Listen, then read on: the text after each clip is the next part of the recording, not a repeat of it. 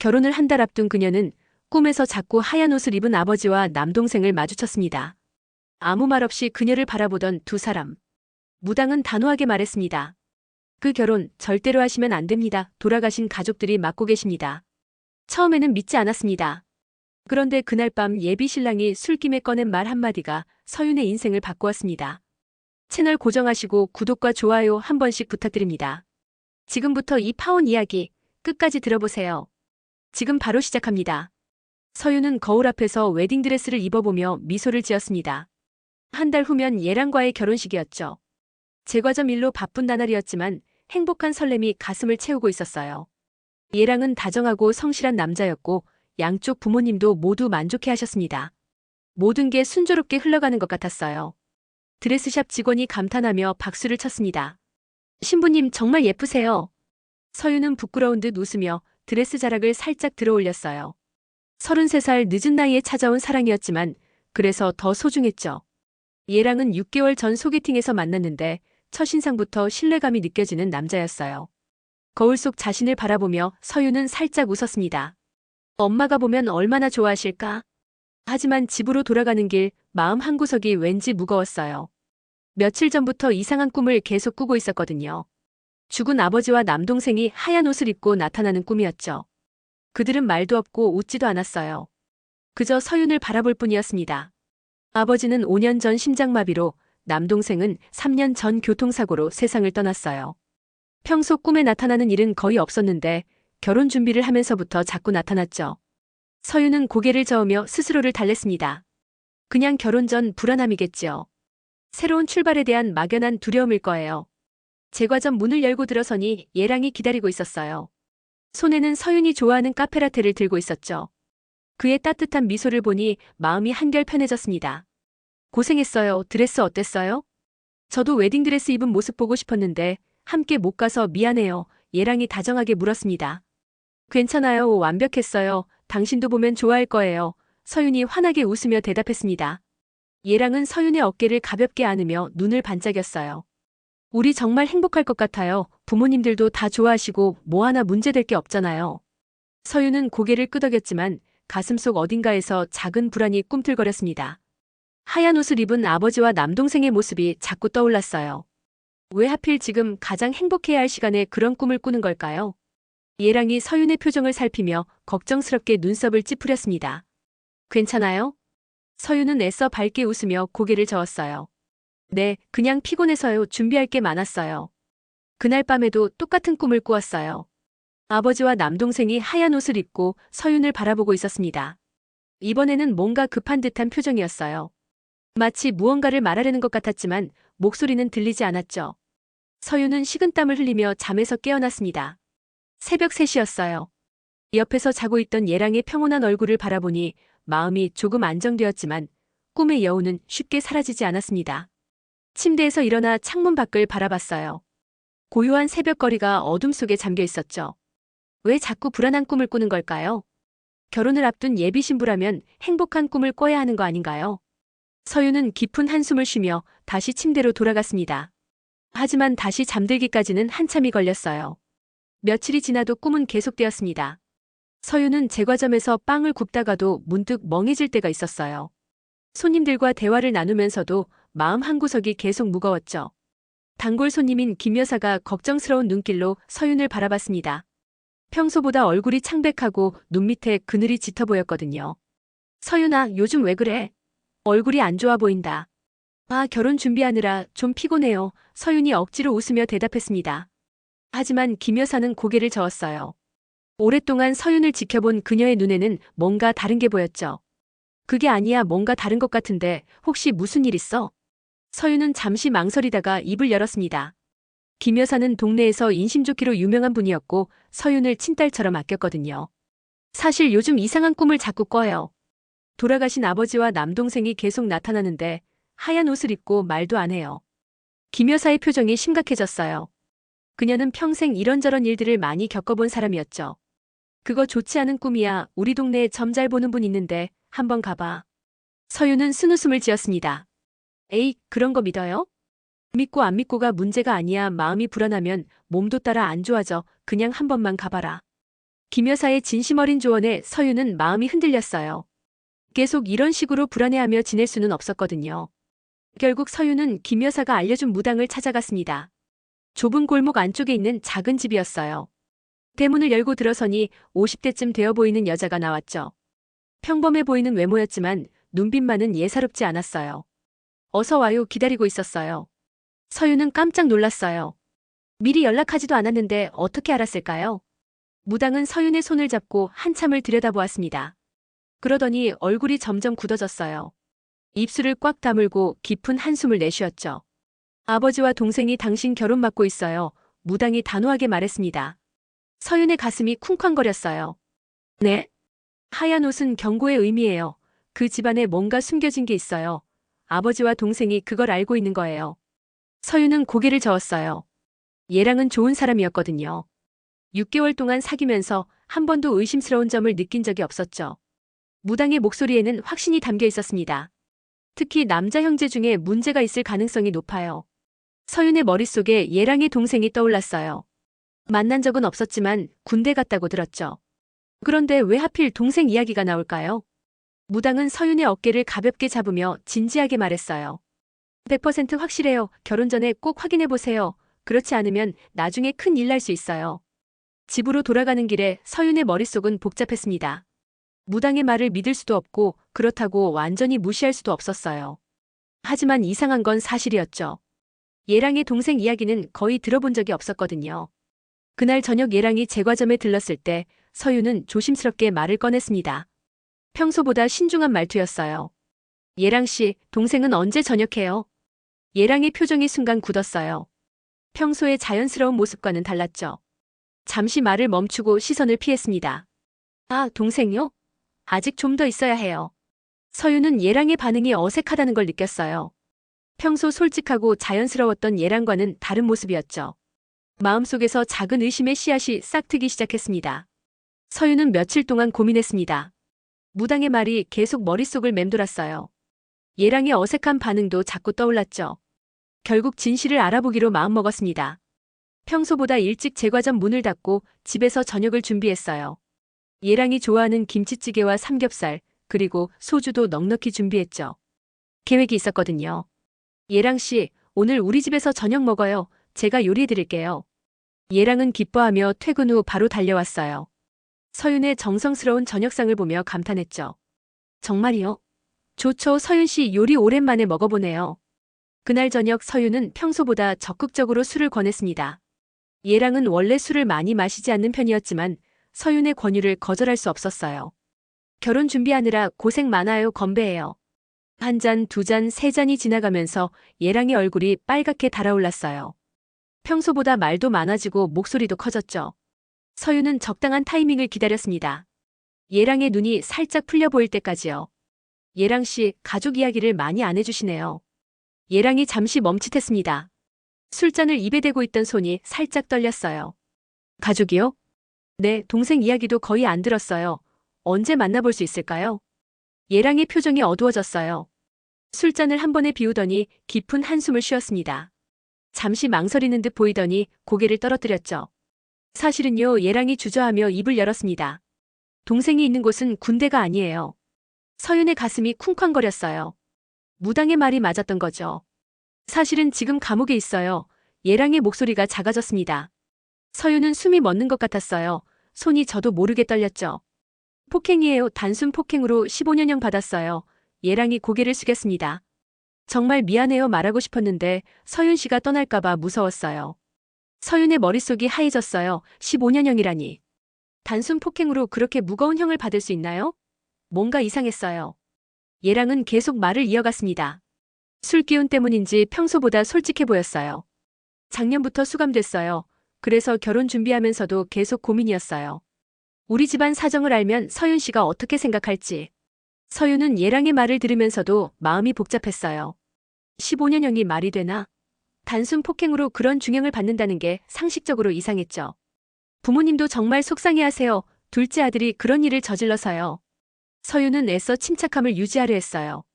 더 이상 추궁하면 예랑이 의심할 수도 있었거든요. 예랑 씨, 괜찮아요. 솔직하게 말해줘서 고마워요. 하지만 속마음은 달랐어요. 뭔가 더 숨겨진 게 있다는 직감이 들었거든요. 단순 폭행으로 15년형을 받는다는 게 말이 안 됐죠. 예랑이 집에 돌아간 후 서윤은 밤새 잠을 이루지 못했어요. 무당의 경고, 예랑의 고백, 그리고 계속되는 아버지와 남동생의 꿈이 머릿속에서 뒤섞였죠. 새벽에 다시 꿈을 꾸었어요. 이번에는 아버지가 고개를 저으며 무언가를 간절히 말하려는 모습이었습니다. 남동생도 마찬가지였어요. 하얀 옷을 입은 그들의 표정이 그 어느 때보다 절박해 보였죠. 서윤은 식은땀을 흘리며 깨어났습니다. 가슴이 답답하고 숨이 막히는 것 같았어요. 이대로 결혼해도 괜찮을까? 정말 단순 폭행이 맞을까? 의문이 꼬리에 꼬리를 물었습니다. 서윤은 다음날 인터넷으로 형량에 대해 검색해봤습니다. 단순 폭행으로 15년형을 받는다는 게 말이 안 된다는 걸 확인했어요. 보통 단순 폭행은 2년 이하의 징역이나 500만 원 이하의 벌금이었죠. 스마트폰 화면을 바라보며 서윤은 중얼거렸습니다. 뭔가 잘못됐어요. 예랑이 거짓말을 했다는 뜻이었거든요. 아니면 정말 심각한 범죄를 저질렀을 수도 있었죠. 마음이 점점 무거워졌어요. 6개월 동안 믿고 사귀었던 사람이 이렇게 중요한 일을 속였다는 게 충격적이었거든요. 더군다나 결혼을 한 달 앞둔 시점에서요. 그날 오후 예랑이 제과점에 들렀을 때 서윤의 표정은 평소와 달랐어요. 평소처럼 밝게 웃지도 않았고 말수도 적었죠. 예랑은 서윤의 변화를 눈치채고 걱정스러운 표정을 지었습니다. 서윤 씨, 괜찮아요? 어제 제가 말씀드린 것 때문에 기분이 안 좋으신가요? 서윤은 잠시 망설이다가 결심한 듯 고개를 들었어요. 예랑 씨, 잠깐 얘기해요. 둘은 제과점 구석 테이블에 앉았어요. 서윤은 한참을 망설이다가 떨리는 목소리로 입을 열었습니다.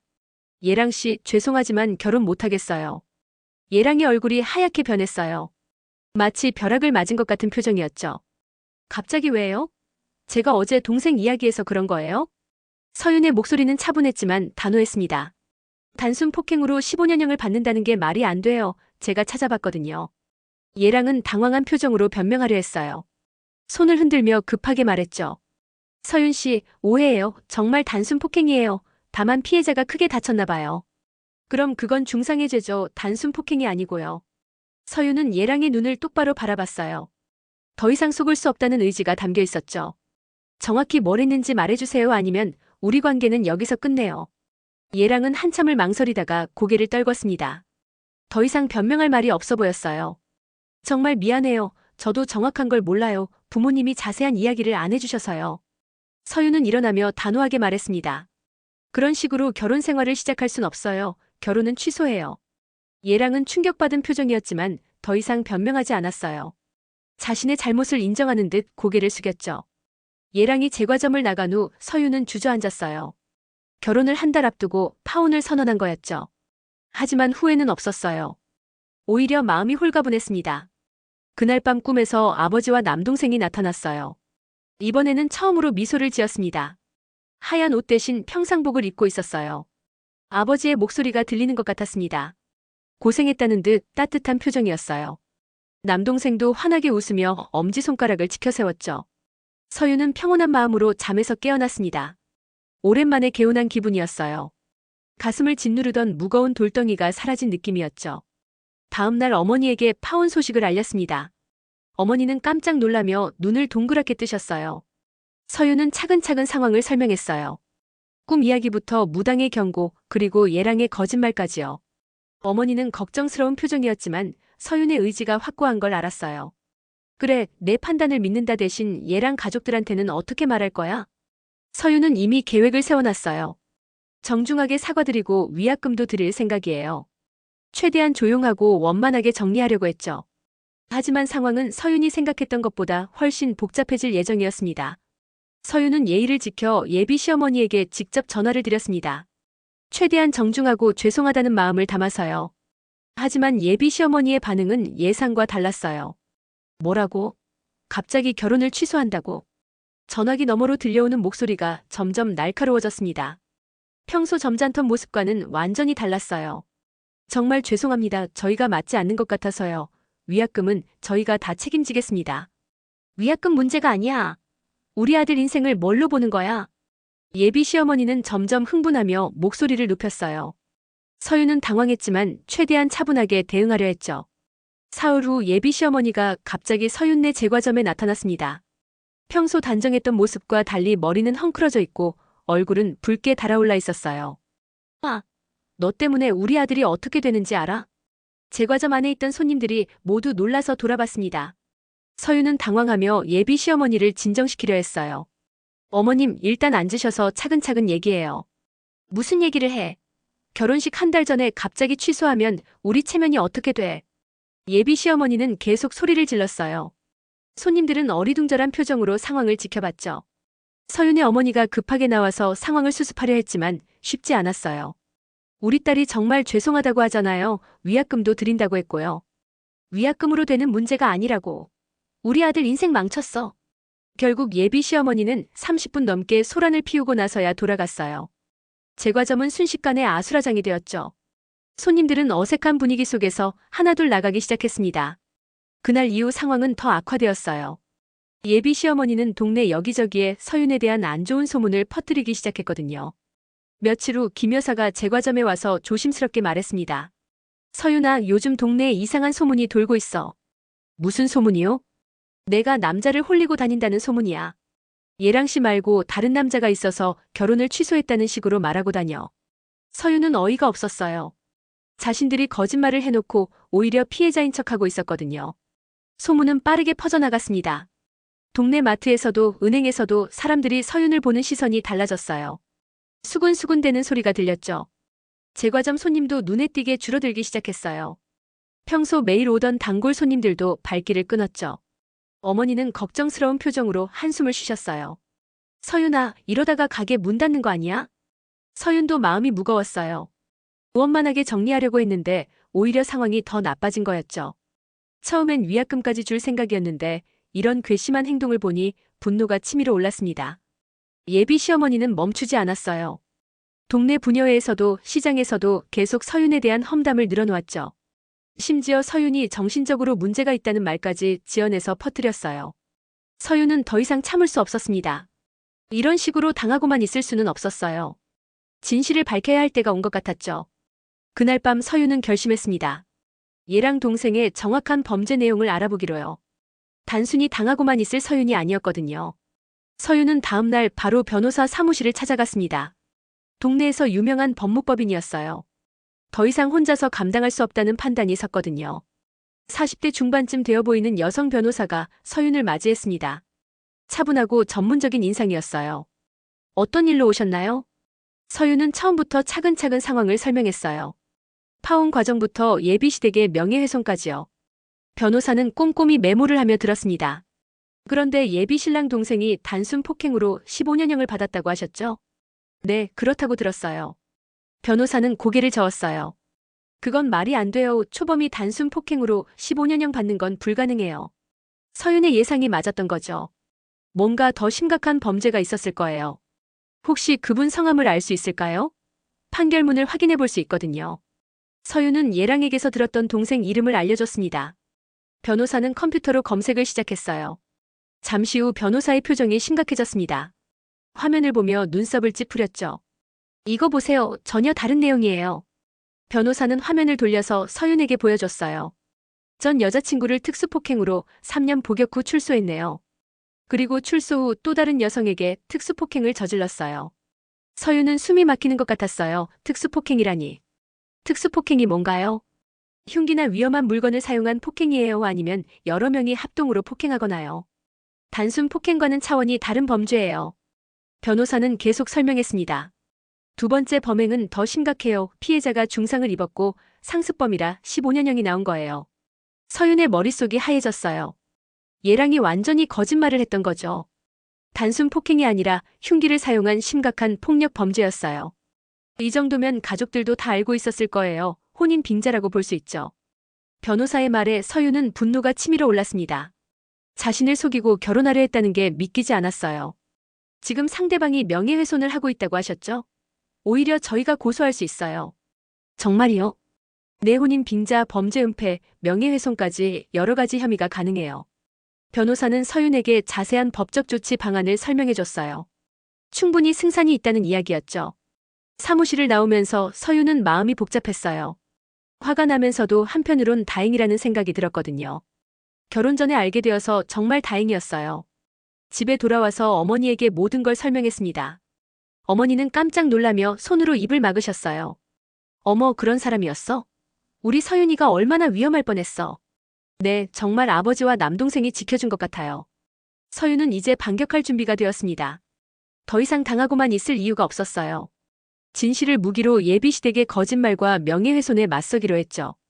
그날 밤 꿈에서 아버지와 남동생이 나타났어요. 이번에는 안심한 듯한 표정이었습니다. 마치 이제 걱정 없다는 듯이요. 서윤은 다음 날부터 본격적인 반격에 나설 계획이었어요. 진실은 반드시 밝혀져야 했거든요. 서윤은 변호사와 함께 체계적인 계획을 세웠습니다. 모든 증거를 정리하고 법적 대응 방안을 마련했어요. 더 이상 일방적으로 당하지 않을 거였죠. 먼저 얘랑 동생의 정확한 판결문과 범죄 기록을 공식적으로 확보했습니다. 특수폭행 이외 상습범으로 15년형이라는 명확한 증거였어요. 단순 폭행이라던 얘랑의 거짓말이 완전히 드러났죠. 변호사는 내용 증명을 작성했습니다. 예비시댁 측에 보낼 경고장이었어요. 혼인 빙자와 범죄 은폐, 그리고 현재 진행 중인 명예훼손에 대한 법적 책임을 묻는 내용이었죠. 이 정도면 충분히 위력적일 거예요. 서윤은 내용 증명 사본을 꼼꼼히 읽어봤습니다. 얘랑 동생의 정확한 범죄 내용부터 가족들의 은폐 시도, 그리고 현재 자행되고 있는 명예훼손까지 모든 게 상세히 기록되어 있었어요. 내용 증명이 발송된 지 이틀 후 얘랑에게서 전화가 왔습니다. 목소리가 완전히 달라져 있었어요. 서윤 씨, 정말 죄송합니다. 어머니가 너무 흥분하셔서 그런 거예요. 이제 와서 사과하면 뭐해요? 이미 저희 가게 망쳐놨는데요. 서윤의 목소리는 차갑고 단호했습니다. 더 이상 호락호락하게 당할 서윤이 아니었어요. 동생 일도 정확히 말씀 안 드린 건 죄송해요 하지만 고의는 아니었어요. 이번에 특수폭행을 단순 폭행이라고 하는 게 고의가 아니라고요? 얘랑은 할 말이 없었습니다. 이미 모든 진실이 드러났거든요. 서윤은 계속 말했어요. 지금이라도 어머님께서 동네에 퍼뜨린 거짓 소문들 바로잡으세요. 그리고 공식적으로 사과하시고요. 알겠습니다. 최대한 빨리 정리하겠어요. 하지만 예비 시어머니는 쉽게 물러서지 않았습니다. 내용 증명을 받고도 며칠 더 버텼어요. 자존심 때문이었죠. 일주일 후 변호사는 실제 고소장을 준비했습니다. 혼인 빙자와 명예훼손 혐의로요. 이번에는 정말 법정에서 만나자는 뜻이었어요. 예비 시어머니가 다시 제과점에 나타났습니다. 하지만 이번에는 완전히 다른 모습이었어요. 고개를 숙이고 조심스럽게 들어왔죠. 서윤 씨, 정말 미안해요. 제가 너무 흥분했어요. 서윤은 냉정하게 대답했습니다. 어머님께서 퍼뜨린 소문들 어떻게 할 건가요? 다 바로잡을게요. 동네 사람들한테 제가 직접 사과하겠어요. 예비 시어머니는 결국 무릎을 꿇었습니다. 자신들의 잘못을 인정하고 공식적으로 사과했어요. 더 이상 법정까지 가고 싶지 않았던 거죠. 위약금도 저희가 드릴게요. 정말 죄송해요. 서윤은 예상치 못한 반전에 놀랐습니다. 위약금을 받게 될 줄은 몰랐거든요.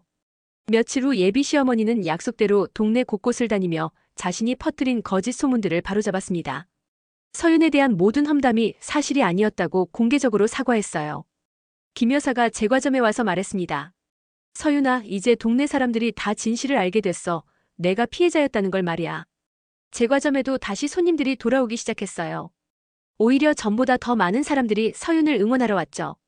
서윤은 마침내 승리했습니다. 진실의 힘으로 모든 걸 이겨낸 거였어요. 위약금까지 받으며 완전한 승리를 거뒀죠. 몇 달이 지났습니다. 서윤은 다시 평범한 일상으로 돌아갔어요. 제과점은 예전보다 더 번창했죠. 동네 사람들이 서윤의 용기를 응원하며 더 자주 찾아왔거든요.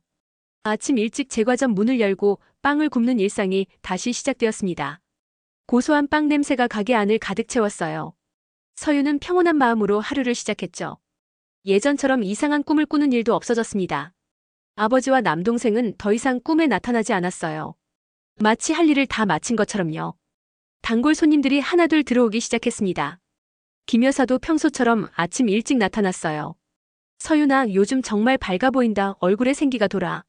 네, 정말 홀가분해요. 무거운 짐을 내려놓은 기분이에요. 서윤은 환하게 웃으며 김 여사가 좋아하는 단팥빵을 포장해드렸어요. 오후에는 새로운 손님이 들어왔습니다. 30대 초반쯤 되어 보이는 남자였어요. 정중한 인사와 함께 빵을 주문했죠. 크림빵 2개하고 커피 1잔 주세요. 네, 잠깐만 기다려주세요. 서윤은 자연스럽게 주문을 받았어요. 더 이상 새로운 사람을 만나는 게 부담스럽지 않았거든요. 손님이 자리에 앉아 빵을 먹으며 말했습니다. 정말 맛있어요. 이 동네에 이런 맛집이 있는 줄 몰랐어요. 감사해요. 자주 오세요. 그날 저녁 서유는 어머니와 함께 저녁을 먹었습니다. 오랜만에 편안한 시간이었어요. 어머니가 따뜻한 눈길로 서윤을 바라봤습니다. 서윤아, 정말 잘했어. 그때 용기 내서 파혼한 게 얼마나 다행인지 몰라. 서윤은 빙그레 웃었습니다. 네, 아직도 꿈에 나와요. 고맙게. 정말 신기한 일이야. 아버지와 동생이 천국에서 우리 서윤이 지켜준 거구나. 서윤은 고개를 끄덕였어요. 처음엔 믿기 어려웠지만 이제는 확신했어요. 죽은 가족들이 정말로 자신을 보호해줬다는 걸요. 그날 밤 서윤은 오랜만에 깊은 잠에 빠졌습니다. 평온하고 안전한 잠이었어요. 꿈속에서 아버지와 남동생이 마지막으로 나타났어요. 이번에는 하얀 옷이 아니라 따뜻한 빛에 둘러싸여 있었습니다.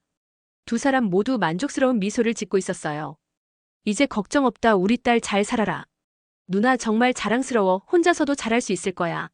서윤은 꿈속에서 눈물을 흘렸습니다. 고마움과 그리움이 뒤섞인 눈물이었어요. 아침에 일어났을 때 서윤의 마음은 완전히 평화로웠습니다. 이제 정말 새로운 시작이었어요. 과거의 아픔과 두려움을 모두 떨쳐낸 채로요. 제과점 문을 열며 서윤은 하늘을 올려다봤습니다. 파란 하늘에 하얀 구름이 평화롭게 떠 있었어요. 고마워요, 아버지. 동생아, 이제 정말 잘 살게. 서윤의 새로운 하루가 시작되었습니다. 진실과 용기로 지켜낸 평범하지만 소중한 일상이었어요. 그리고 어디선가 가족들이 지켜보고 있다는 따뜻한 확신과 함께요. 그녀는 결혼을 앞두고 돌아가신 아버지와 남동생이 꿈에 나타난 이유를 끝내 밝혀냈습니다. 단순한 불안이 아니라 인생을 지켜준 경고였던 겁니다. 거짓과 폭력 그리고 뻔뻔함에 맞서 당당히 진실을 밝혀낸 그녀. 이제는 누구보다 평온한 일상을 살아가고 있습니다. 여러분이라면 그녀처럼 모든 걸 내려놓을 수 있었을까요? 댓글로 여러분의 생각을 남겨주세요. 이 이야기가 마음에 드셨다면 구독과 좋아요로 다음 이야기도 함께 해주세요. 시청해주셔서 감사합니다.